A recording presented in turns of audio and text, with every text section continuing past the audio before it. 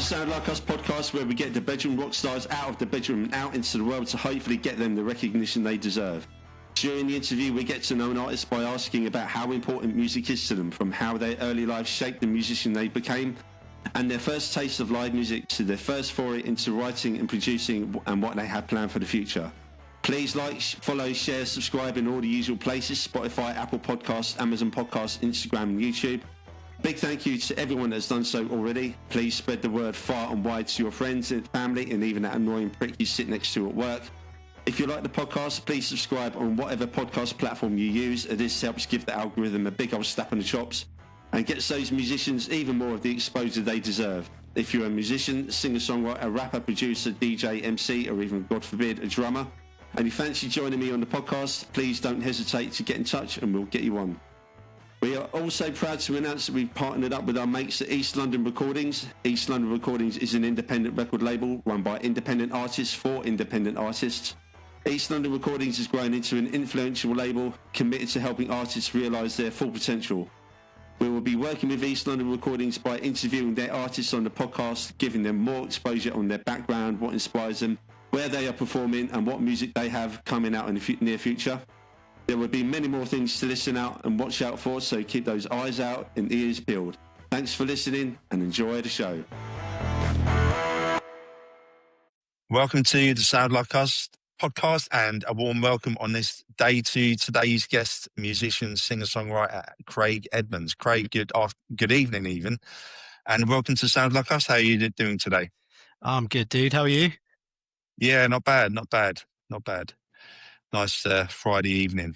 All right, let's start by having you tell us a bit about yourself. Well, I'm a multi-instrumentalist, songwriter, and as a day job, I'm a graphic designer.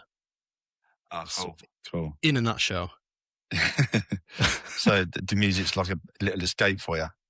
It is, completely, yeah. Wicked. Right, so how did the music your parents listened to influence you growing up? I have a feeling it's going to be quite a lot. Well, yeah. So mostly Car Journeys would have like compilations. There'd always be music on in the car in some form. And if it was my mum driving it, it's probably Charlotte Church or Nora Jones. I love the face you pull there. What? And if my dad was driving it, it'd be Eagles, Zeppelin, Pink Floyd. Not to discredit my mum, she did have Floyd on a lot, but the ones I remember from the car are like, those ones. Yeah, well, I definitely would have stuck to your dad's record collection there. Yeah. Agreed. But the thing is though that we had an extensive like CD collection and a record collection, but that was in the loft. So me and one of my brothers, once we were banned from watching football. We were like kicking off like hooligans at I can't remember what age, 8, 9 sort of. Yeah. And when the next game come on, my mum said, pick a CD out and listen to that instead. And so I started from A, which was Highway to Hell, ACDC. Wow. And I still pretty much know every lyric to every song for that, because I just like ran through the lyric book. So that kind of started the music obsession, really, that you can listen to an album the same way you can watch a film or watch a football game, I guess. It's quite a good way to put it, to be fair. I've never thought about it in that way. It gives it more of a dramatic kind of cinematic feeling, I suppose, doesn't it? Totally, because you're like checking in, you know, especially an album like in that format. If it's a good album that flows all the way from end to end, it's like its own little cinematic universe, you'd hope. Yeah, it takes you on a bit of a journey.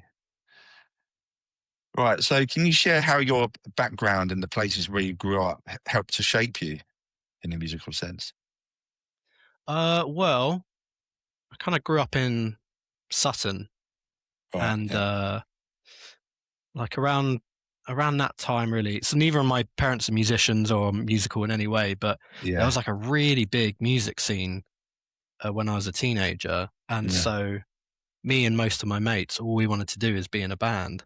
And fortunately, like everyone else and their mates wanted to be in bands as well, so there was like a real big thriving music scene as teenagers, all kind of centered around the Crier Arts in Carshalton.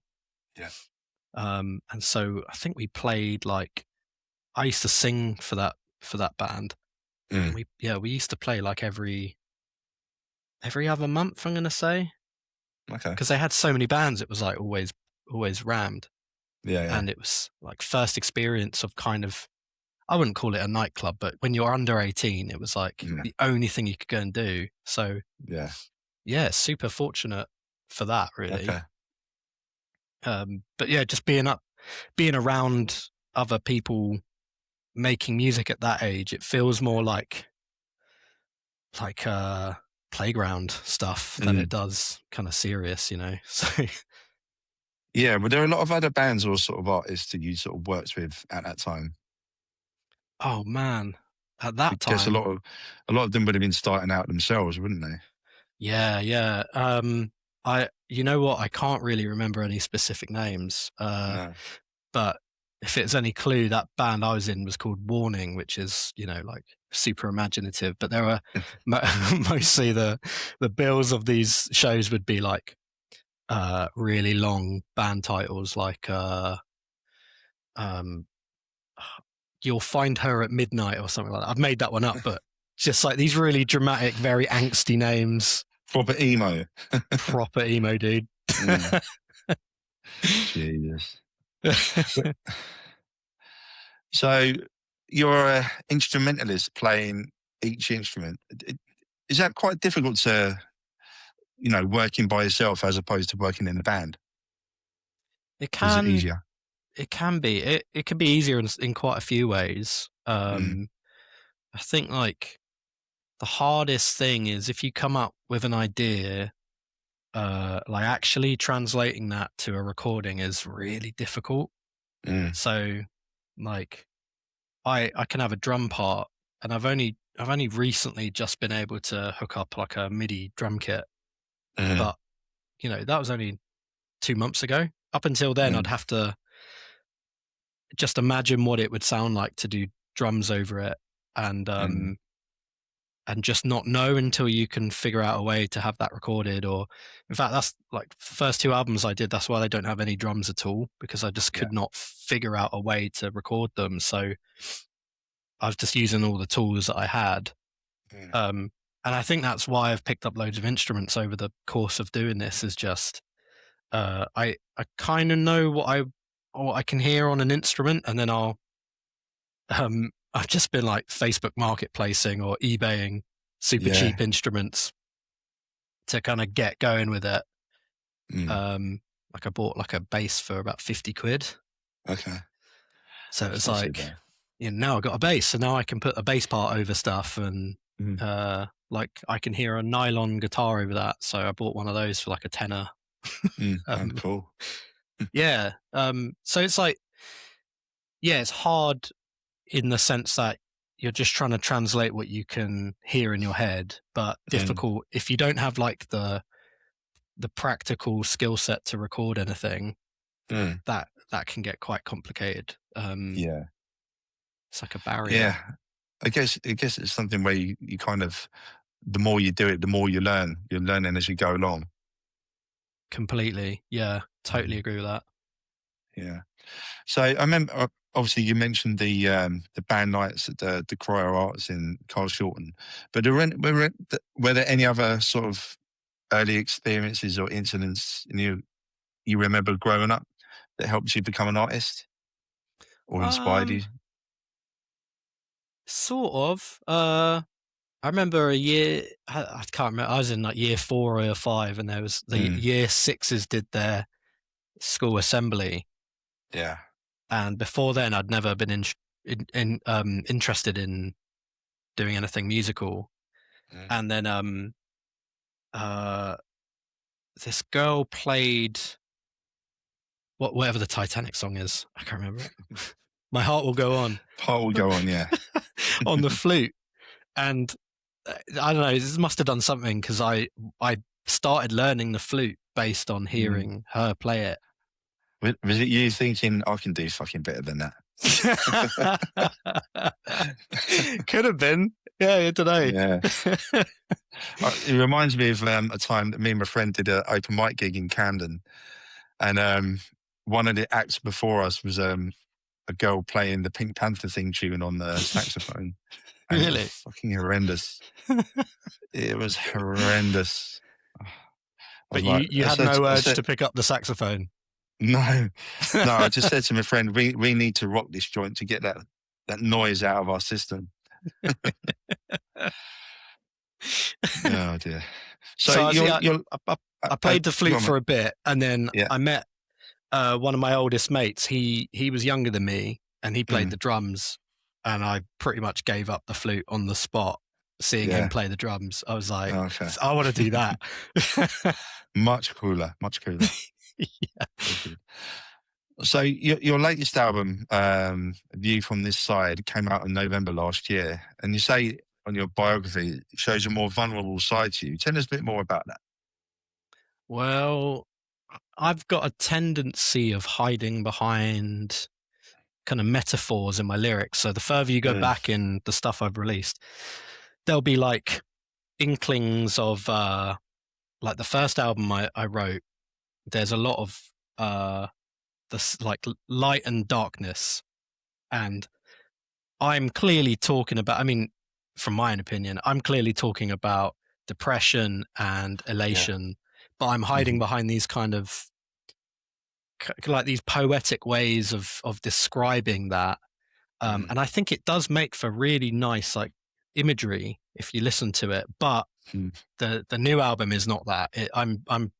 There's like so many instances where I'm saying very specifically, like in the first track, I just kind of lay it out, like take some time, take a deep breath, those kind of things. And those are more literal interpretations of the kind of things that I maybe would have written about like, 4 or 5 years ago, but I'm like, I can't possibly say that. So I have to like almost reshape it in some way. Yeah. So it's just kind of honoring the actual stuff that comes out of you when you're writing and like sticking to it and being like, no, this is like, this is what's come up. So that's what you put out. Yeah. Is there a specific piece of music that sort of transports you to another time or place, maybe brings back memories or emotions? Oh, dude, it's like too many to count, really. Yeah. But the most recent one, it's only a couple of weeks ago.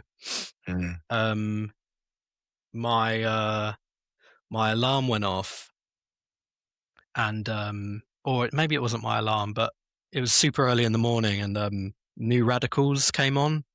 Oh, yeah. That one song that they have.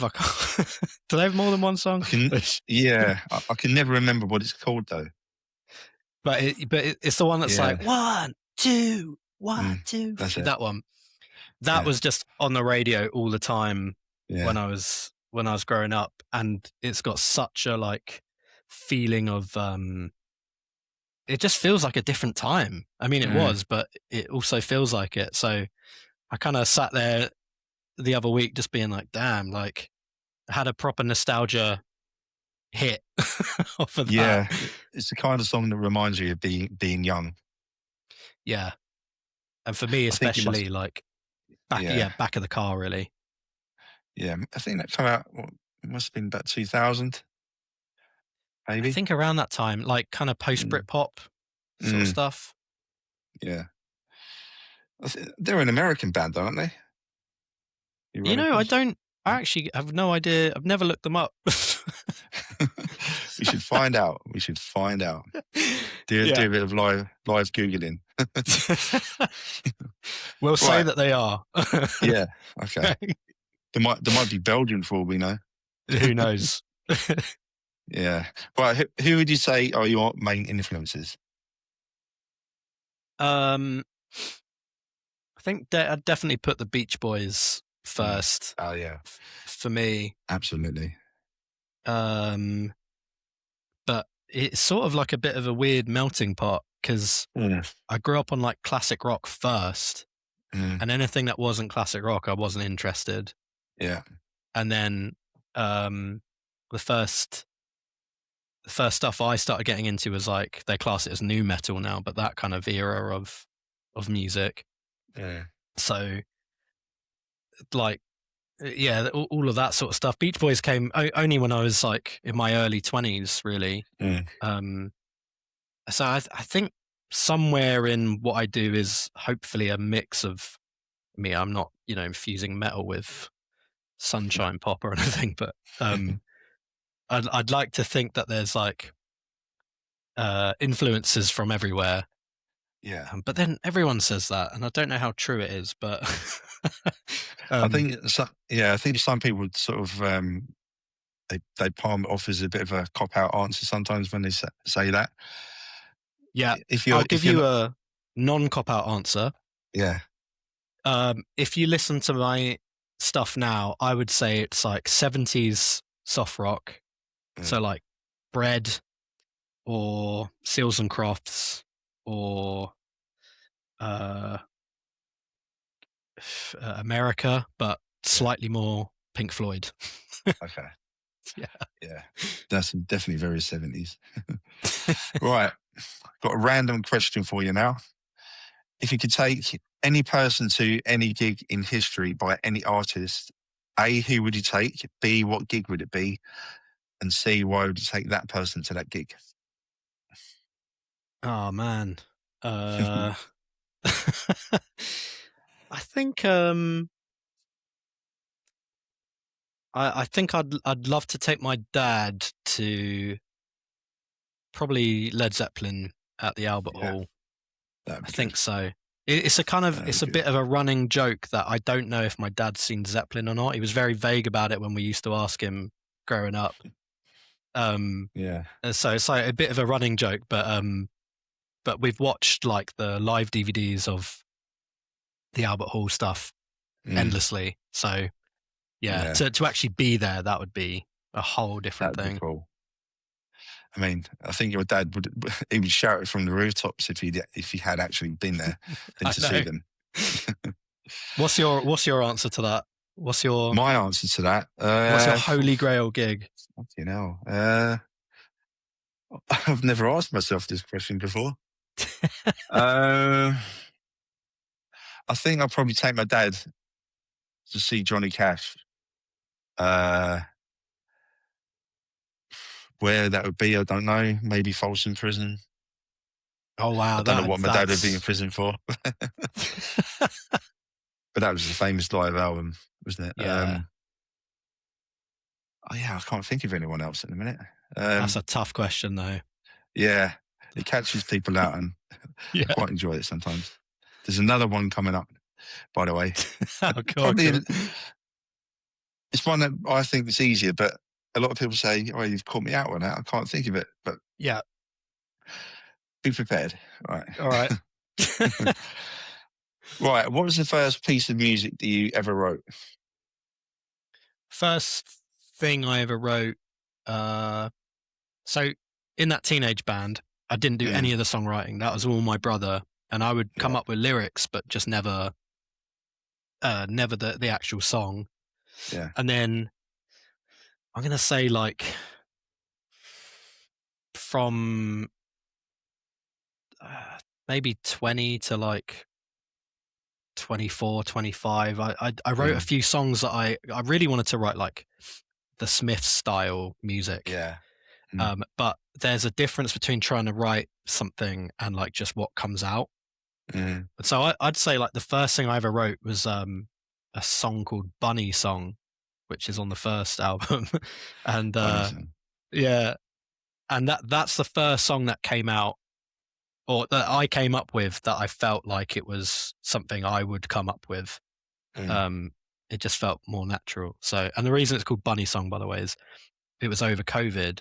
I used to take my 12-string out like over the common. Okay. And so I'd go on walks, but I'd take my guitar. Yeah. And I came up with like a chord sequence that I thought was cool. And as I did that, there was like a family of bunnies that ran across the path.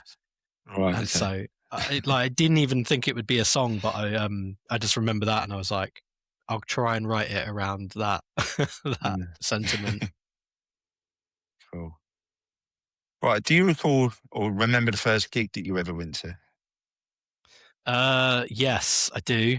Again, I've probably got a few answers to this, but I used to see tribute bands more growing up than any other thing.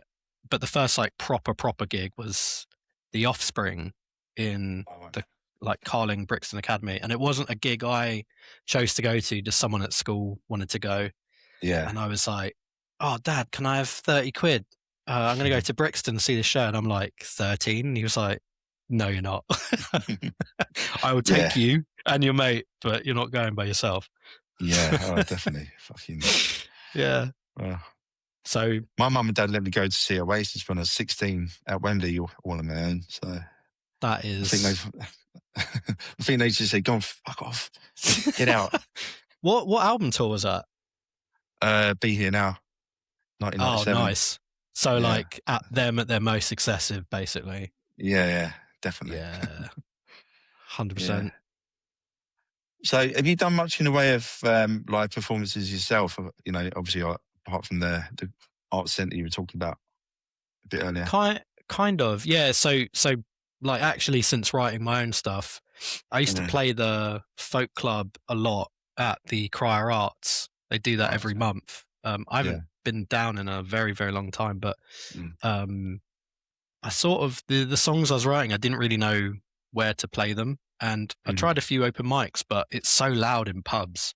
And I'm writing all these quiet songs, and it was basically like, it's pretty demoralizing. Like, you'd play and you'd be like, who's even listening to this? Whereas the folk club was like deathly quiet. Yeah. In like a very, we're watching a performance sort of way. So yeah, it's awesome. Such a welcoming, such a welcoming space. So mostly played there, and I've played a few other gigs as well. I got to play a few other gigs, but no, I haven't really. I could probably count them on two hands, really, the amount of actual gigs I've played as like a solo artist. Yeah. Okay. So I guess your first live performance would have been at the art centre. Where was the first live place you played on your own? That'd be the folk club. It would, yeah. That'd be the folk club. And yeah, again, like I think I played. You're supposed to play 3 songs, so I picked 3 songs to play. Yeah. And like I said, it was just so kind of welcoming to be there. I think it's quite a mix between like traditional folk, like Irish folk as well, and then singer-songwriter stuff. So but the whole time I was there building up to when I was going to play, I was kind of thinking like, am I even going to fit in with this? Like, I'm not sure. Basically, just trying to find any excuse to like, I can't do it. Yeah. So what was it like being there? Was it quite well received? And it was awesome. I've made so many friends there because of playing. And they're all into like, they're not just into folk. A few of them are in like an experimental electronic band. They make like techno and like, so it just like really well received because it's people are into everything. So yeah, that's good. Looking back, what would you say is the best performance you've ever done? Probably not one of my own. No? I'm going to have to answer that, but I prefer sitting behind a drum kit. I think I feel more at home there. And I played some really good gigs last year behind the kit. Best gig by myself, I was probably there's a venue in Sutton called the Sound Lounge, and Yep, I was I know. invited to open up for a couple of bands there. Yeah. And I don't know. I've uploaded the whole set on my YouTube, but I don't know if it's necessarily the best I played, but it's the best I felt doing it. Yeah. Okay. Yeah. Yeah, I've been to the Sound Lounge. It's really good down there. Yeah. One of the guy that used to run the record store there, Danny Danny. Wilson. He's been on the podcast before. Yes, I've actually checked that one out. Danny's a good friend of mine, and a kind of an endless well of new rabbit holes of music to fall down. As well. I'll always leave his shop with like a whole list of stuff that I haven't heard. I still haven't been to his new one yet. Oh, it's awesome. It's like more I've been space, past more it many stuff. times. Yeah. But I'm not brave enough to get a record player yet because I've got 2 4-year-olds running around, and let me tell you, they create a fucking mess. Well, I've actually just picked up about 40 records off of my brother because he's got 2 kids, kind of a similar age, and they kept opening the drawer sleeves, and just taking out all the records. So a couple of them I've played, but they've got like maybe 1,000 fingerprints on them. So I think you're doing yourself service by waiting. Yeah, and waiting until they're in their mid-20s or something. But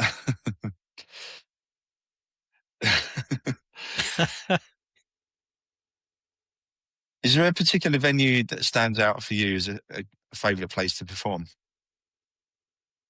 Yeah, probably the Sound Lounge. I think that's just like it's fostering a kind of environment which I think we're losing, and it's on the high street, you know.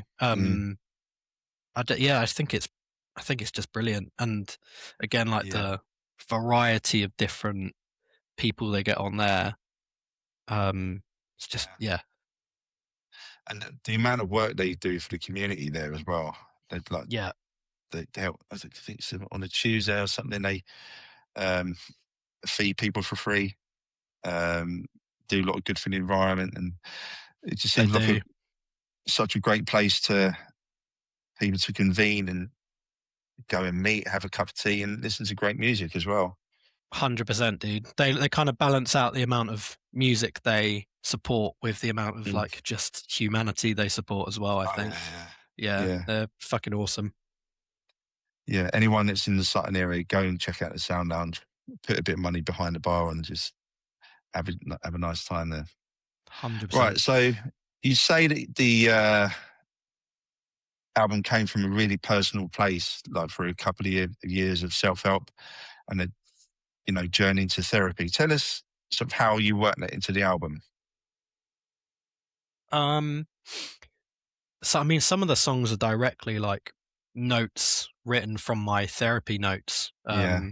Like I've taken kind of verbatim in some places actual writings from like things that were coming up in therapy sessions, and it just but again, like kind of honoring that is the main thing, really. Just and not trying to take that idea and telling it in a different way, just kind of just telling it how it comes out. Tell it as it is. Exactly, yeah. Say it as it is. Yeah. It's an important thing to do. Like, I know that because I had to take a few months off work last year because of poor mental health, and I know how important talking about these things are because, I went through counselling.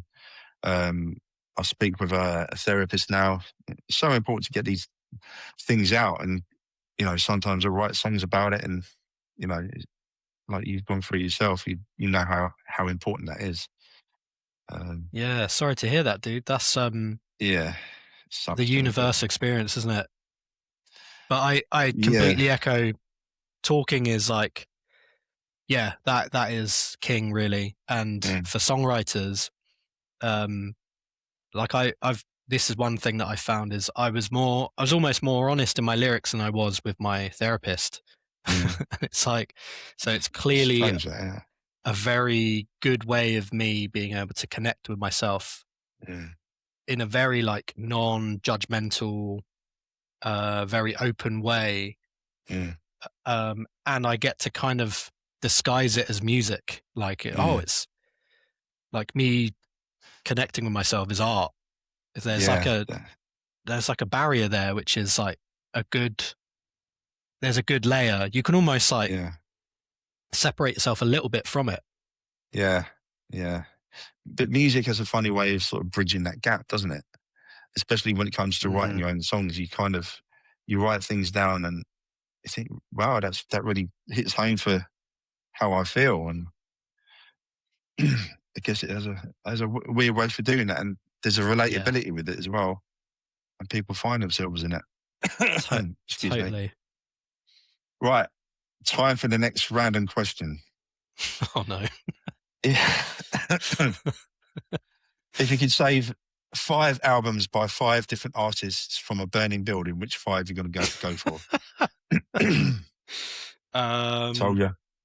Yeah. I almost need like a pen and paper for that. What is the? I'm going to get like really specific with this. Okay. Are the other ones gone forever and they're wiped from history? Is that the idea of the question, or is this just? Yeah. Oh no! You've got to save them for the posterity of mankind. Oh, that's terrible. Don't include S Club 7. That would be my brother's choice. That was actually 4 of my 5 options. Well, just one album now. That's so hard.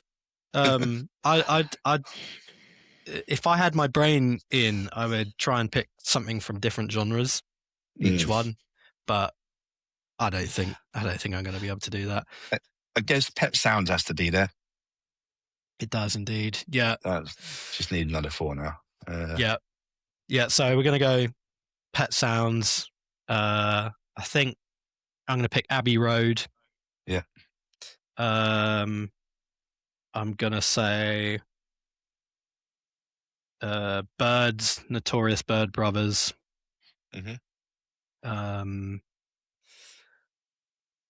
Probably America's first album. Okay. And maybe Dark Side of the Moon as well. It's a cliched answer, but it is what it is, man. It's a classic album for a reason. It is, yeah. So, out of all of the songs that you've played live, which is your favourite? I quite like. I got a song called "Easy Roads, Kind Weather." Yeah. And the lyrics are all about like. They're kind of about just like chill out, dude. It's fine. That's basically, if I could sum it up in like what you'd say to a mate, that's what you'd say. But it talks about like taking your time, don't worry about it. And I quite like that. And it's quite a mellow song. Yeah. And I don't know, again, like it's hard to know how it comes across in the audience because it's quite a slow song, but it's kind of easy to play, and I love the sentiment of it. So good. Yeah. So, what are your earliest memories of recording? So yeah, this is teenage years. This is like, I think, kind of pre-teen years. I'd try and do the whole record a song off the radio, make my own radio, playlist, and be the DJ, be the presenter. Definitely don't have any of those tapes anymore, unfortunately. I'd love to hear what I was like recording, and oh god. But with like, so me and my brothers, we were like big on music growing up. So I played the drums, Scott played the guitar, and Kieran was a drum and bass DJ. Cool. And he started when he was like 13, so quite young to get into it. But we were all like massively into music, and he got into like recording. So when me and Scott were like, I say 12, 13, maybe even a little bit younger, Kieran would be the one recording us, and between the three of us, none of us had any clue what we were doing. It was like a complete shit show, but but it was awesome. Like we all, that's, you know, people say like everyone starts somewhere. That's like kind of we all simultaneously started that journey together. And I still do have those recordings, and they sound about as DIY as, I mean, they were recorded in a shed. So, yeah. Good times. That's though. pretty. Yeah, good. So how do you record now? Do you record at home, or you got a studio? Yeah, basically where I'm sitting. Okay. So yeah, all at home. And I use Reaper, which is so I'm a Windows guy. So yeah, everything goes on Reaper. In terms of like writing demos and stuff, I use this app which I'd recommend, although they've just started to introduce like ads, which is really annoying. Yeah. But it's called that. Oh, mate. Yeah. There's like, if there's one thing in the way of writing a song, even if you have an idea and you pick up your guitar and it's out of tune, that can be the difference between, fuck it. I can't be asked. But it's called BandLab, and it's basically like a multi-track recorder on your phone. Okay. So the difference between like a single voice note where you're just talking to it being like, okay, the riff kind of goes like this.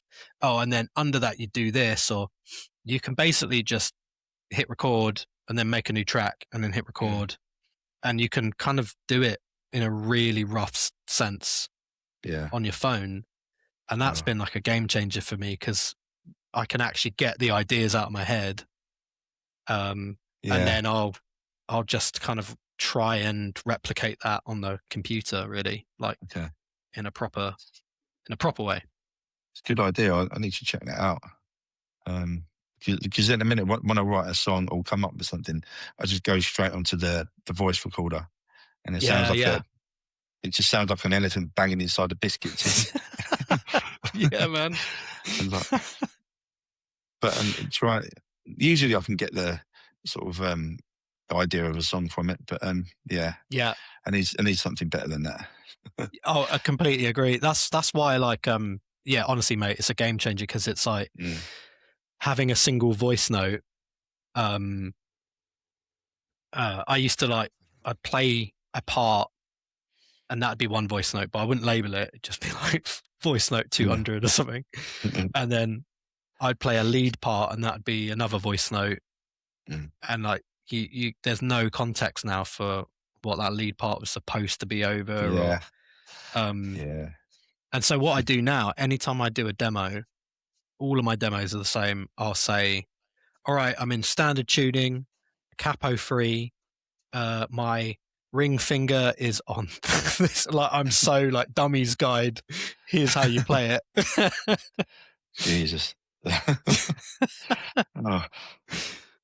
Yeah, well, at least it helps. It does indeed, yeah. Is there a track of yours that carries a deep personal meaning for you? Yeah, I mean, like quite a lot of them, but I think the first one that I like was really the changing point between me writing and not knowing what I was writing about to me knowing what I was writing about.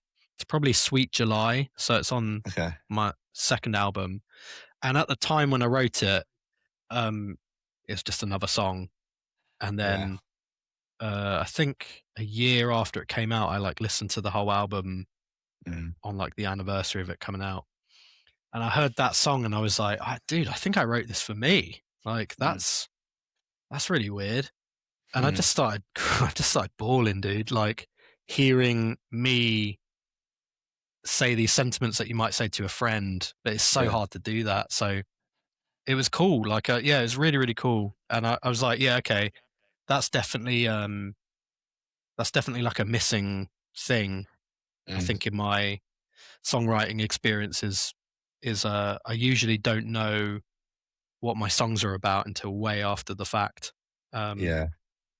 And so it kind of like, it made me be more interested when I was like actually writing these songs as to on the spot, like, okay, you've written these lyrics now, but what do you think they're about currently? So that, yeah, super interesting. Yeah. Can you think of a piece of music by another artist that has made a big impact on you from when you were younger, and you sort of hold that up until now? Yeah, another weird answer for you. Snow Patrol's first album, they had a single called called Wow. Chocolate. Yeah. Okay. Yeah, I know the one. Jesus. Yeah. So that song, I'd encourage you to go back and read the lyrics. They feel more poignant now than they ever did. Okay. But I don't know, like a bit like that whole listening to the girl play the flute thing. Something about that song, if I was really angry as a kid, I could listen to that song and it would like dissipate over the course of the song. And I could not explain it.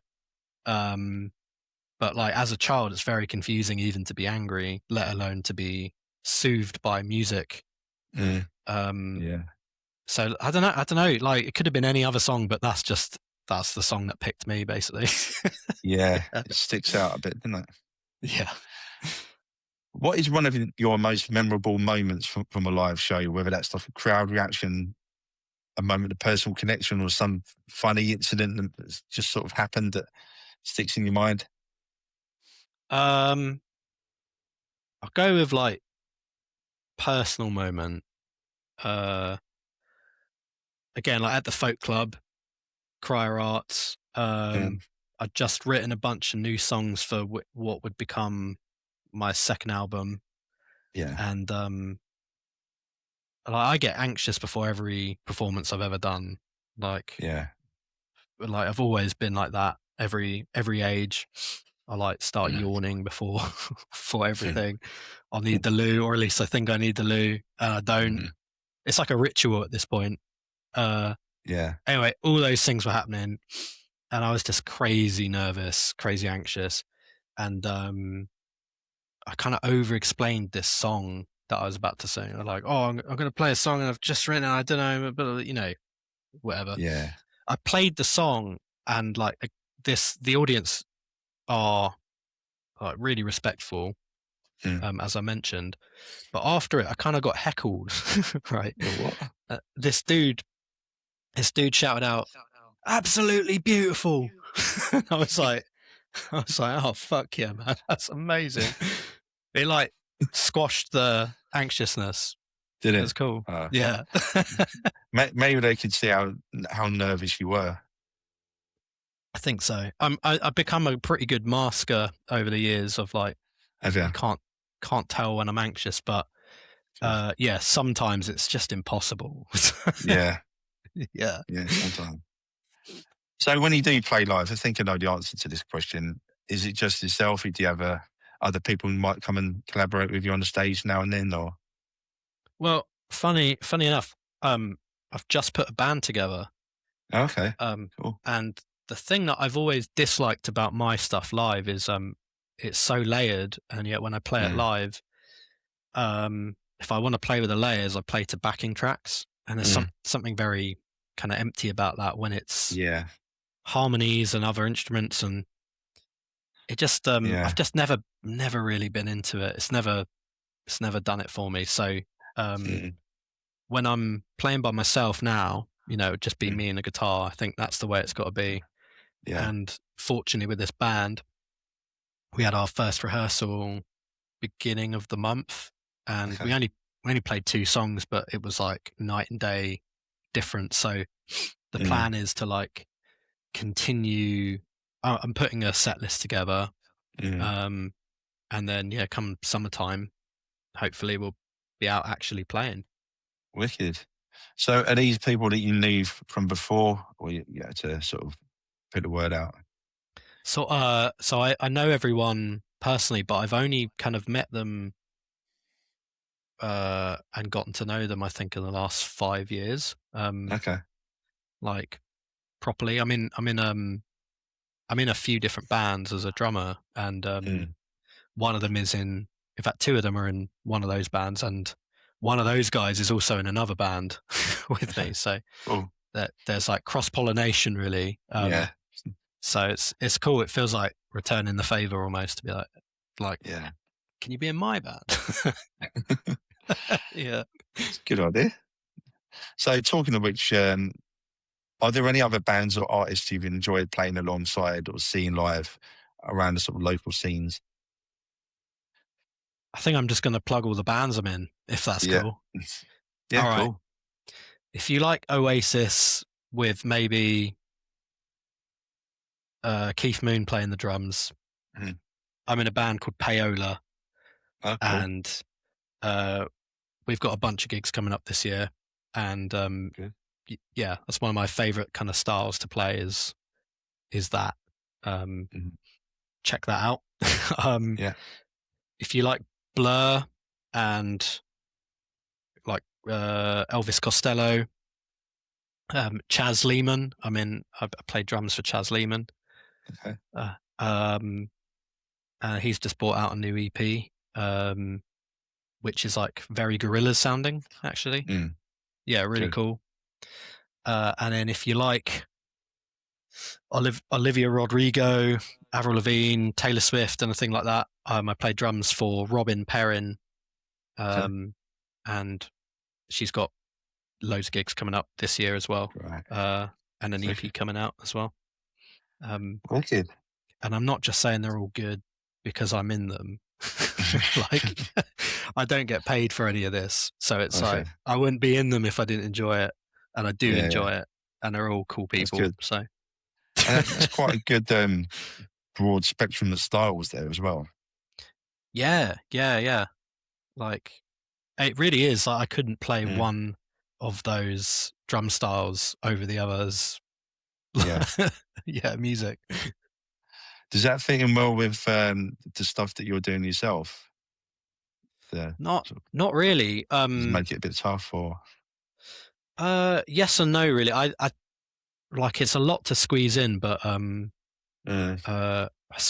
just learned to take the week as.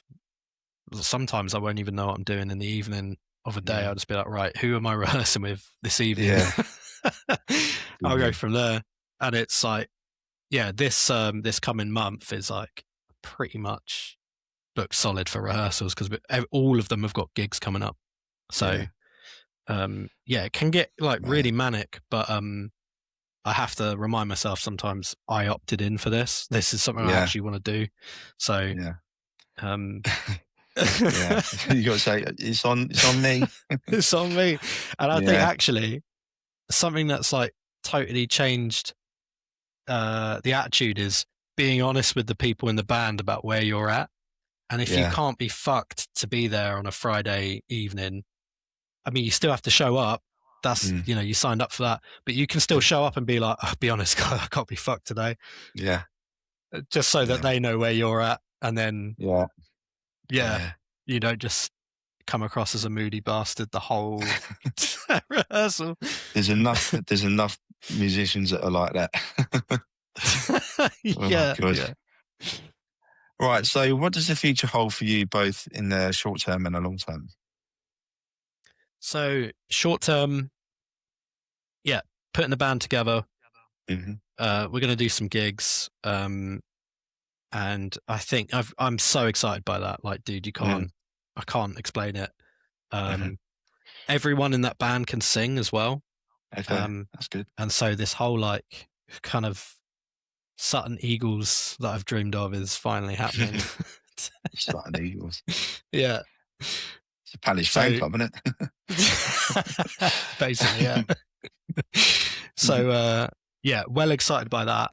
Long term, I don't know. Like, I'll keep writing music and I'll keep releasing it. It'd be interesting to see if I keep those things separate, if I'm like, the band is the band and the stuff that I write is the stuff that I write, or if it comes to a point where I'm collaborating. Because really, being in a band, this is the first time I've ever collaborated on any of my music.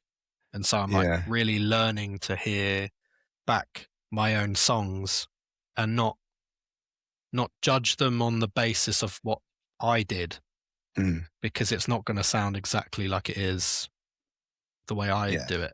Yeah, give it a different feel. Yeah, it's awesome. All right, brilliant. And that brings us to the end of the interview. Have you enjoyed being on? Yeah, thank you very much, man. That's all right, mate. Thank you very much for taking time out of your evening to come on. Really appreciate it. I feel like you need to ask yourself these questions. Yeah, I think I do. When I started this podcast last year, I did a sort of test episode where I asked the questions to myself. I couldn't think of any bloody answers. I was like, fucking hell. I think I need to write more songs and actually do more music. And then maybe in a year, someone can ask me these questions on a special episode or something. But oh dear. But yeah, so obviously you've been, you just started the band. Whereabouts are you looking at gigging? Sort of local in the Sound Lounge, or? Yeah, 100% Sound Lounge. That's like a kind of dream for me. And then I've also messaged like a bunch of artists that are kind of a bit more established and might need a support band. So I'll go wherever I'm asked to go, really. Yeah. Would there be any plans to get the band in the studio, get recording, or? That could be really cool. Yeah, if we get that like live set sounding really tight, to have that recorded, I think it would bring like a whole different dimension. Yeah, that'd be cool. Right, so how can people reach you online? I'm the same kind of social handle everywhere, but luckily my name is quite specific. So if you just look up Craig Edmonds, you'll find me. Good. So have you got a website as well that people can go on, or? No website, just like a band camp. That's like the closest to a website. Brilliant. I'll stick all the links up before the podcast goes out. Right, so people, please like, share, follow, and subscribe to the Sounds Like Us podcast on Spotify, Instagram, and YouTube. Thank you all for listening. And finally, to play us out, Craig, would you like to introduce your track? This one is called Chosen to Fly, and it's about kind of planting that flag finally where you're admitting, like, I think I need some help and I'm gonna fucking do it. So that's this one. Okay. Good message. So right, playing this out is Craig Edmonds with his track Chosen to Fly. Craig, it's been an absolute pleasure. Really appreciate you coming on tonight. We'll catch up again soon once maybe the band's out on the playing live. Thank you very much once again. Thanks, Martin. No worries, mate. Thank you.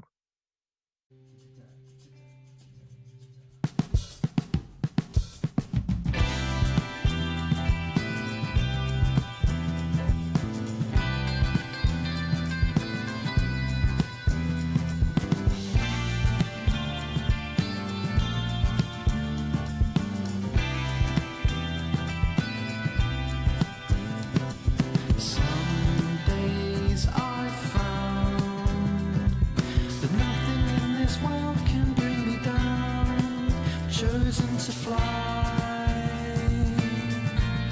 with color and sound. Sometimes I find, 'cause nothing in this world to treat me kind. Chosen to soar, chosen to fly. I have chosen to